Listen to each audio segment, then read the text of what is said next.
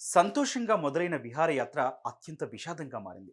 కులు విహారయాత్రలో ఉత్సాహంగా పారాగ్లైడింగ్ చేస్తున్న ఓ యువతి ప్రమాదవశాత్తు వందల మీటర్ల ఎత్తు నుంచి పడిపోయింది. ప్రాణాలు విడిచింది. ఇంతకీ ఆ చనిపోయింది ఎవరు? ఆ ప్రమాదం ఎలా జరిగింది? ముకుందా జ్యువెలర్స్ తెలంగాణలో మొట్టమొదటి ఫ్యాక్టరీ అవుట్లెట్ మన కొత్తపేటలో ఫిబ్రవరి 14న గొప్ప శుభారంభం. హిమాచల్ ప్రదేశ్ రాష్ట్రం కులు విహార ప్రాంతం శనివారం ఆదివారం సెలవులు కావడంతో నవ్య సాయి మోహన్ అనే సాఫ్ట్వేర్ జంట ఆ ప్రాంతానికి టూర్ ప్లాన్ చేసుకుంది. అక్కడికి చేరుకున్న తర్వాత వారి మనసు పారాగ్లైడింగ్ మీదకు మళ్ళింది. కులులోని పారాగ్లైడింగ్ క్లబ్కు చేరుకున్నారు. సాయి మోహన్ నవ్య గ్లైడింగ్ ప్రారంభించారు. పచ్చదనంతో నిండిన కులు కొండ ప్రాంతాల్లో చక్కగా మొదలైన పారాగ్లైడింగ్లో జస్ట్ ఓ 2 నిమిషాల్లోనే భయంకరమైన పరిణామం చోటు చేసుకుంది. నవ్య తగిలించుకున్న సేఫ్టీ బెల్ట్ హుక్ ఊడిపోయింది. సుమారు 400 అడుగుల ఎత్తులో నుంచి ఆ యువతి ఓ ఇంటి పైకప్పు మీద పడిపోయింది. ఆ వెంటనే ప్రాణాలు కోల్పోయింది.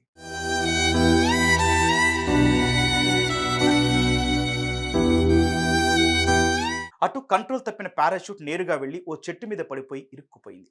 ఈ ప్రమాదంలో పారాగ్లైడింగ్ పైలట్ ప్రాణాలతో బయటపడ్డాడు. ఈ దుర్ఘటన జరిగిన వెంటనే అధికారులు, పారాగ్లైడింగ్ క్లబ్ అధికారులు ఘటనా ప్రాంతానికి చేరుకున్నారు. ప్రమాదం జరిగిన తీరును పరిశీలించారు. ఇది కేవలం మానవ తప్పిదమేనని నిర్ధారించారు. ఆ పైలట్ రిజిస్ట్రేషన్ రద్దు చేయడంతో పాటు ప్రమాదానికి దారితీసిన పరిస్థితుల మీద దర్యాప్తు చేస్తామని వెల్లడించారు.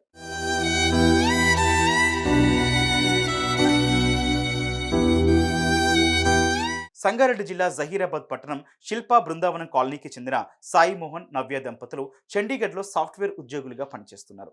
ఏడాదిన్నర కిందట వీరికి వివాహమైంది. డాడీ, పారాగ్లైడర్ ఎక్కేసా, ఇదిగో ఇలా ఆకాశంలో ఎగురుతున్నా అంటూ తన కొడుకు వీడియో కాల్ చేసిన కొద్ది నిమిషాల్లోనే తన కోడలి మరణ వార్త వినాల్సి వచ్చిందంటూ సాయి మోహన్ తండ్రి తిరుమలరావుతో పాటు నవ్య కుటుంబ సభ్యులు కన్నీటి పర్యంతమయ్యారు. కులులో పోస్ట్ మార్టం అనంతరం నవ్య పార్థివ దేహాన్ని తెలంగాణకు పంపించారు.